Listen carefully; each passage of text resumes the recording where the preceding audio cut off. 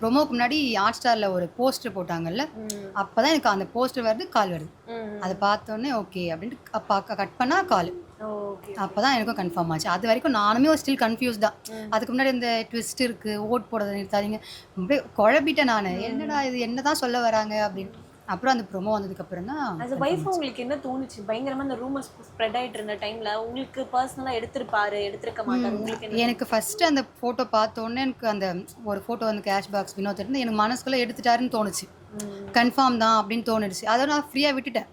அமைதியாக இருந்து ஃப்ரெண்ட்ஸ்க்கு மட்டும் இந்த மாதிரி எடுத்துட்டாங்க சொல்கிறாங்க என்னென்னு பாருங்கள், நிறைய ஸ்ப்ரெட் ஆகுதா அப்படின்னு நான் வந்துகிட்டே இருந்துச்சு. கண்டினியூவாக வந்துகிட்டே இருக்கும் போதே தெரிஞ்சுக்க அது கன்ஃபார்ம்ன்ற மாதிரி எனக்கு தோணிடுச்சு. அப்புறம் நானும் எனக்கு தெரிஞ்ச மீடியா சைடில் கேட்டப்போ ஆமான்ற மாதிரி தான் தெரிஞ்சுது. அதோடு நான் விட்டுட்டேன். அதை நான் அமைதியாக வச்சுட்டேன். கொஞ்சம் நேரம் கழிச்சு இன்ஸ்டாகிராம் ஓப்பன் பண்ணால் இந்த டிஎம்ஸ் தலை வெடிச்சிடுச்சு எனக்கு.